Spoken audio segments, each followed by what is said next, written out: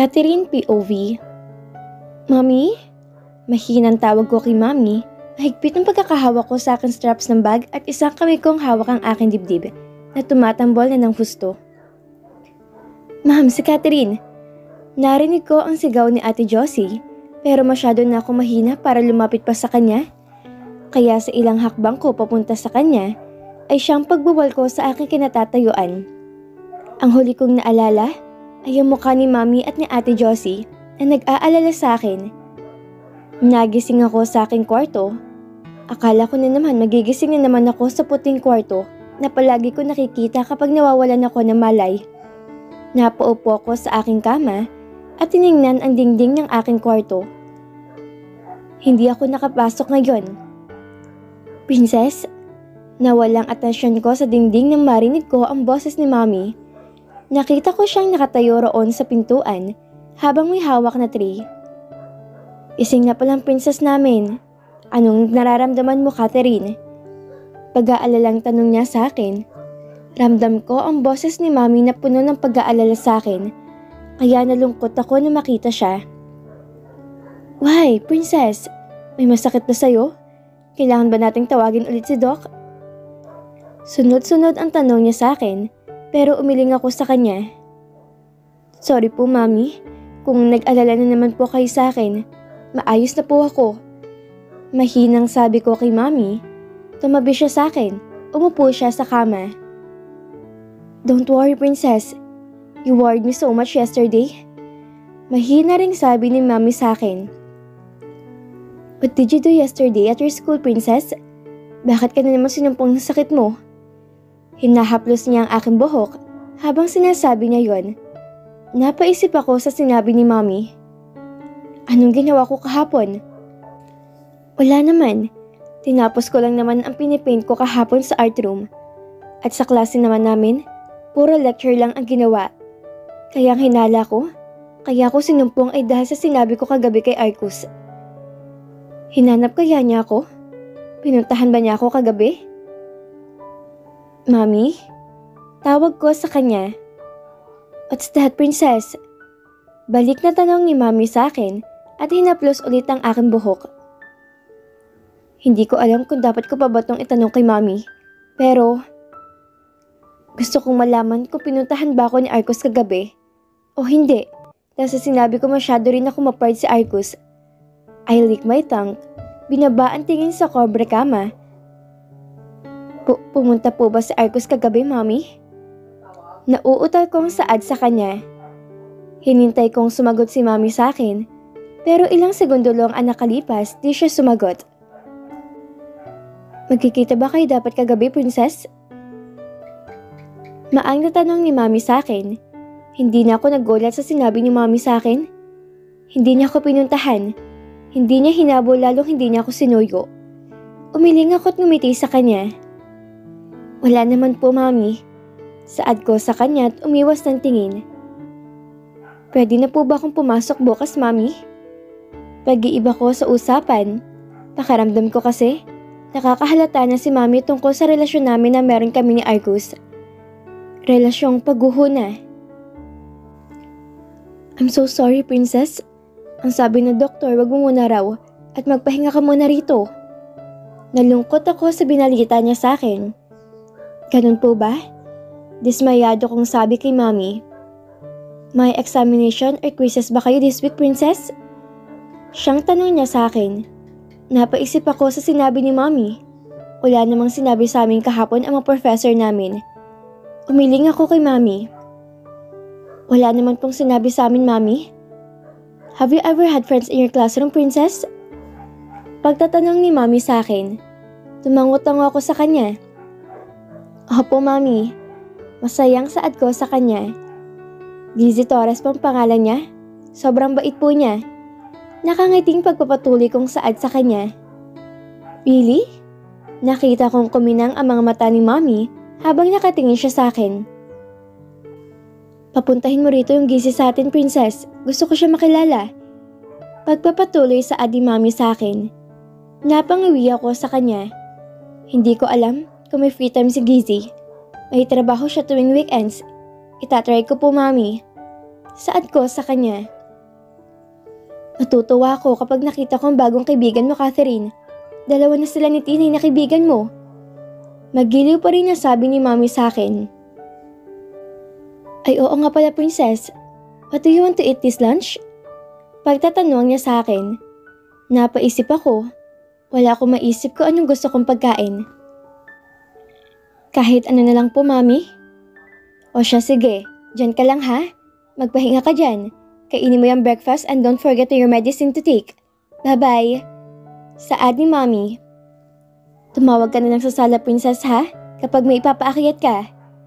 Bili niyang sabi sa akin at umalis na sa aking kwarto. Ginawa naman akong baldado ni Mommy. Maayos naman ang lagay kong bumaba ako sa kama at umupo ako sa gaming chair ko. Piniikot-ikot ko to. Naglalakbay na naman ang isipan ko. Hindi niya ako sinundan. Siguro napagod na siya. O nagkakagusto na siya kay Ellen siguro. Napansin ko ang wall clock na nandito sa room ko. Lunch break na namin. Kinuha ko ang cellphone at tinext si Gizzy. Hi Gizzy, hindi ako nakapasok ngayon at maging siguro bukas. Tinamaan kasi ako ng lagnat. Pakisabi na lang sa mga professor natin. Thank you. Gusto ka pala makilala ni Mommy. Free ka ba this Sunday? Wala pang ilang segundo na mag-reply siya sa akin. Anong kinain mo kahapon? Baka dahil sa kinain mo kaya nagkasakit ka, Catherine. Sige, sabihan ko lang yung mga prof natin. OMG, free ako. Hindi na lang muna ako papasok this Sunday. Napatanga ako sa text message niya. Parehas sila ni Tinay. Napaka-OA. Kaya siguro naging kaibigan ko rin siya. Kung ipapakilala ko kaya si Gizzy kay Tinay, paniguradong swak ang ugali ng dalawa. Oo nga pala, Catherine, yung lalaki kahapon, pumunta sa classroom natin, hinahanap ka. Sabi ko absent ka. Nagulat pa nga yung lalaking yun eh. Sino ba yun? Maging yung kasama niyang babae nagulat din. Na-exit ko ang text message ni Gizzy sa akin at hinanap si Arcus. Kasama pa niya pumunta sa classroom si Ellen? Imposible. Tinawag ako ni Mommy na niluto niyang adobong baboy. Bumaba ako at sabay kaming kumain ni Mommy. Nagkukwento lang siya sa akin about sa mga bulaklak na tinanim niya sa likod bahay namin. May ilan din daw kasing di mamumulaklak. Nang matapos akong kumain, bumalik ako sa kwarto ko at nakaramdam ako ng antok dahil sa malakas at malamig na hangin na binubuga ng aircon dito sa room. Naging mahimbing ang aking pagtulog. Parang nawalang problema ang iniisip ko sa akin. Nagising na lamang ako na makaramdam ako ng pagkaihi. Kaya bumangon ako. Ganun na lang ang pagtataka ko na mag-alas 6 na ng gabi. Halos 5 oras ang naging pagtulog ko.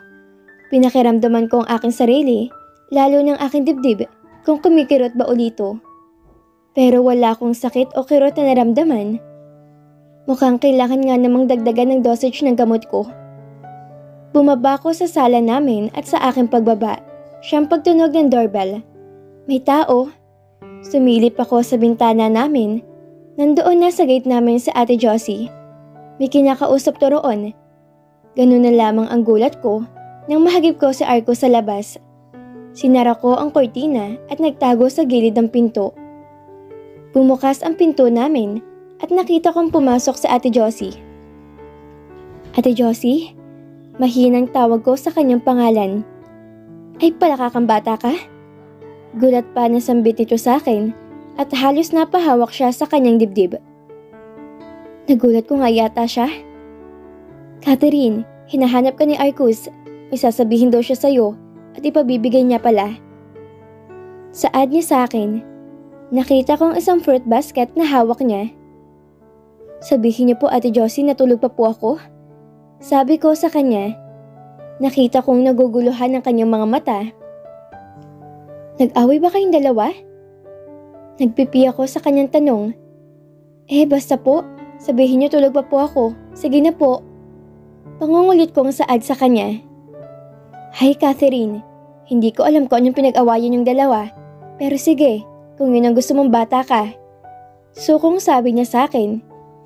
Ilalagay ko muna. Ako po maglalagay sa kitchen, Ate Josie. Putol ko sa kanyang sasabihin at inagawang hawak niyang fruit basket. Salamat po, Ate Josie.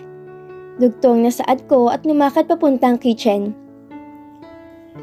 Hindi ko alam, pero hindi ko pa kaya si Arcos harapin. Nahihiya ako sa sinabi ko kahapon. Pero totoo naman mas matimbang na sa kanya si Ellen. Friday, na makapasok ulit ako sa campus. 3 araw akong absent dahil yun ang bili ni Doc sa akin. Dinagdagan na naman ang dosage na iniinom kong gamot. Pumunta kami ng Thursday sa family doctor namin at sinabi niya sa aking alagaan at i-maintain sa tamang oras ang pag-inom ko ng gamot. May lumiliit na raw na bukol sa kaliwang dibdib at mabuti na lang daw, di raw nahawang isa ko pang dibdib. Thank you, Daddy, sa paghatid. Saad ko kay Daddy at hinalikan siya sa kanyang pisngi. Take care, darling, okay? Nandyan yung excuse letter mo, ha? Paalala niyang wika sa akin, kaya tumango ako sa kanya. Huwag mong kalilimutan ng gamot mo. Tumango ulit ako sa kanya. Opo, Daddy, ingat po kayo. Sabi ko sa kanya at kumaway. Nang makita ko malayo ng sasakyan ni Daddy, saka ako pumasok sa gate ng campus. Wala namang nagbago sa 2 araw na hindi ko pagpasok.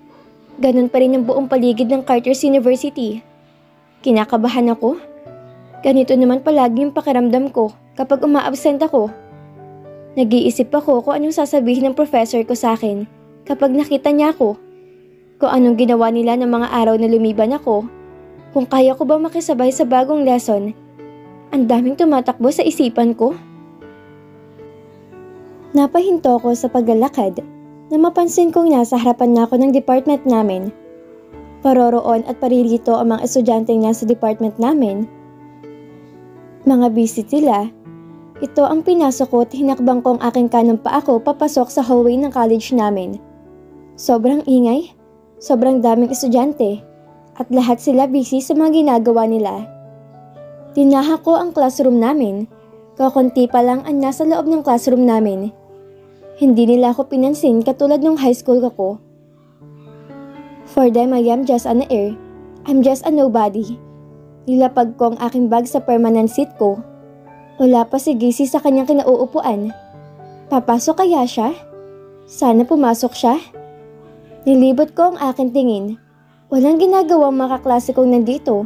Mga nakikipagdaldala ng iba.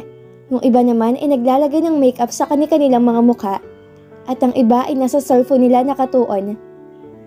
Wala sigurong importanteng naganap noong wala ako. 10 minuto bago tumunog ang bell. Maghuhudyat na ng una naming subject ngayong huling araw ng linggo. Maagang uwian namin. Tinext ko si Gacy kahapon na wala kaming isang subject ngayon. At huling subject naming iyon, hindi ko makakasabay si Arco sa pauwi. Mabuti yun, iniiwasan ko pa rin naman siya. Noong mga panahong absent ako, panay ang text sa akin ni Gacy. Sinasabihan niya ako kung ano ginagawa nila ng araw na yon. At laking pasasalamat kung wala silang long test sa mga major units namin. Para sa mga quizzes. Pero excuse naman daw ako. Maging si Tinay, panay rin ang text sa akin. Kinakamusta ako? Pero ang hula ko, kinakamusta niya ako at naging usapan namin ni Griffin nung last. Tuesday, ayaw pa niya sabihin kaya ang balak niya, pupunta siya this Sunday ulit. Tambak daw kasi nilang gawain. Mahirap siguro yung course sila. Tanungin ko kaya si Griffin mamaya kung mahirap ba ang course na Business Administration. Good morning, Catherine. Nawalang aking iniisip na marinig ang matinis at malakas na boses na yon. Ang boses ni Gacy. Nakita ko siyang malaki ang mga ngiti at masayang tumatakbo papalapit sa akin. Pinikit ko ang aking mata dahil sa kahihiyan na binigay niya sa akin. Pakiramdam ko tuloy, lahat ng classmate namin nakatingin sa akin. Catherine, inaantok ka pa ba? Ayos ka na ba talaga? Baka hindi ka pa okay ha? Pinilit mo lang yatang pumasok. Excuse ka naman eh. Sunod-sunod na tanong ang aking narinig mula sa kanya. Dinilat ko ang aking mga mata at nakita ko ang mga mata ni Gacy na nag-aalala. Gacy? Tawag ko sa kanyang pangalan. Ayos ka lang? May masakit sa'yo? Gusto mo dalhin kita sa klinik? Baka sa boses niya ang pag-aalala sa akin. Umiling ako sa kanya. Maayos naman ang pakiramdam ko, Gacy. It's only now that I feel that someone is worried about me when I'm absent from school. Nahihiya akong sabi sa kanya. Ngumiti siya sa akin. Ay, English na naman. Sabi ko sa'yo, kapag ako kaharap mo magtagalog ka. Umupo siya sa kanyang upuan na katabi. Inusog niya yon malapit sa akin. Wala ka ba talaga naging kaibigan ng high school days mo? Tumango ako sa kanya. Nakatingin siya sa akin. Ay, sayang naman. Ang bait-bait mo kaya, Catherine. Buti na lang kinaibigan kita. Saka nga pala, totoo ba yung tinext mo sa akin yung isang araw? Gusto ako makilala ng parents mo, Catherine. Totoo? Nanlalaki ang mga mata niyang tanong sa akin. I know that to her. Oo. Sinabi ko kay Mami ang tungkol sa'yo. Gusto ka nila makilala. Libre ka sa Sunday para makilala mo rin si Tinay. Wika ako sa kanya. Naging sunod-sunod ang tango niya sa akin. Sige, Catherine. Gusto ko rin makilala ang isa mo pang kaibigan. Nakangiti niyang saad sa akin habang hindi inaalis ang kanyang mga mata. O sige, sa Sunday ha? Aabangan na lang kita roon sa gate ng subdivision. Di kasi sila nagpapapasok ng kung sino-sino ron eh. Pagpapaliwanag ko sa kanya. Ayos lang, Catherine.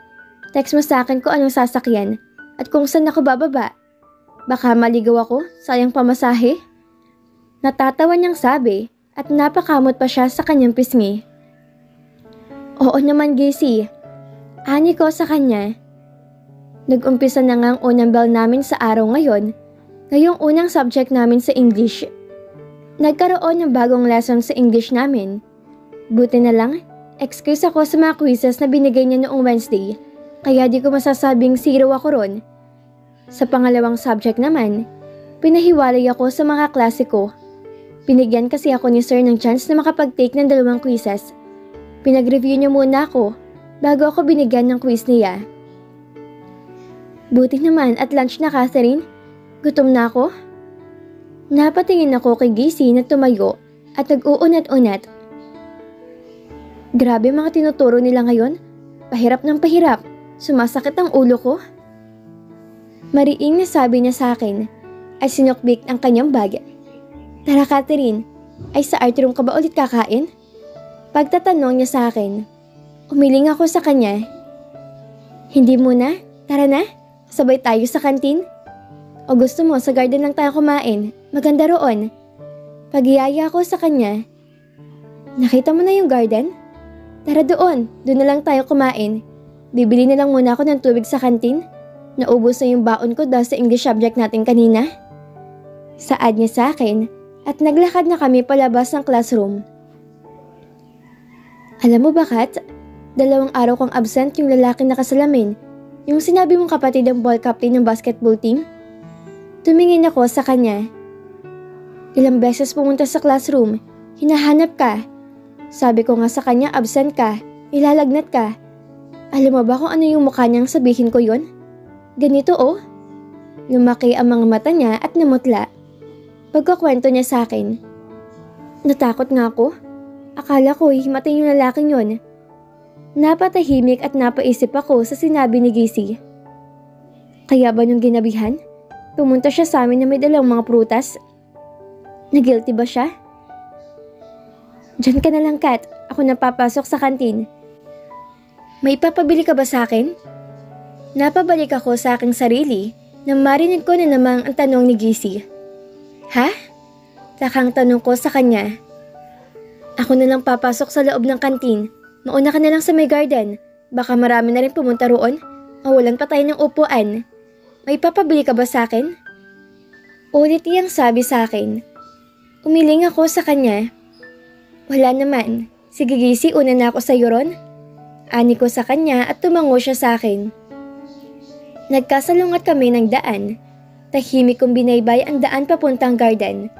May mga nakakasabay naman akong pumunta roon. Tama nga si Gacy. Baka marami rin gustong kumain sa garden. Pagkarating ko sa garden ng campus, Pinili kong upuan na malapit sa greenhouse. Mas malalim kasi rito kumpara sa ibang table na nandito.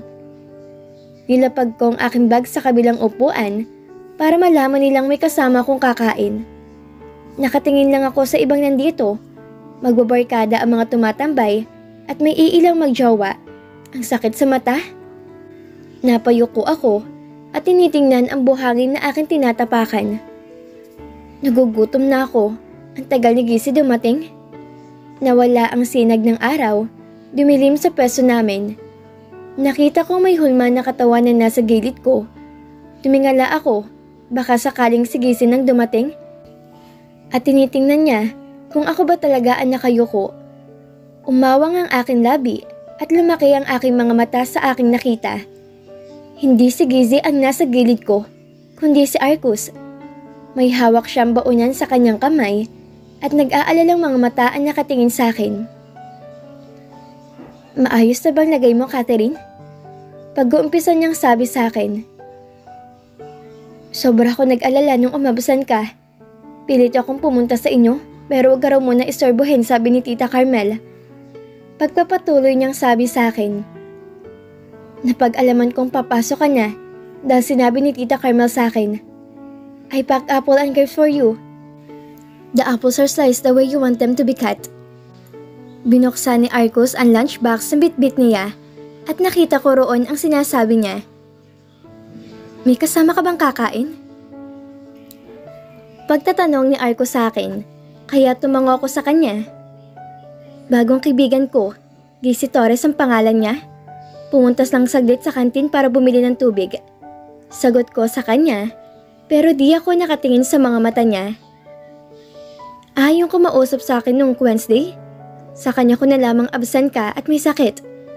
Baka sa boses ni Arcus ang pag-aalala sa akin. Tapos ng lunch break niyo, diba? Pumunta ka na sa classroom niyo. Baka malate ka sa next subject niyo. Maraming salamat dito, Arcus. Saad ko sa kanya. Usap tayo, babe. May hinang sabi ni Arcus sa akin. Tiningnan ko siya at tumango ko sa kanya. Okay, umalis ka na. Malilate ka pa eh. Sabay tula ko sa kanya, pero di siya nagpatinag sa akin. Ganun na lamang ang paglaki ng aking mga mata nang halikan niya ako sa aking noo. I love you, Catherine. At tumakbo siya paalis sa harapan ko. Ito na naman ang puso ko. Tumitibok na naman na mabilis. Catherine? Napaangat ang aking tingin sa tumawag sa akin at nakita ko si Gizzy na nasa harapan ko na. Ano nangyayari sa'yo? Ba't namumuta yung pisngi mo? Kanino galing to? Tanong niya sa akin at tinuro ang lunchbox na binigay ni Arcus. Wala. Kain na tayo, Gizzy. Saad ko sa kanya at iniba ang direksyon ng aking tingin. Buti na lang talaga, di na siya nagtanong pa ulit sa akin. At dito na po nagtatapos ang ika-10 kabanata ng ating kwento. At sana'y muli niyo po akong samahan sa mga susunod pang kabanata na ibabahagi ko sa inyo. Maraming salamat po at ingat po tayong lahat.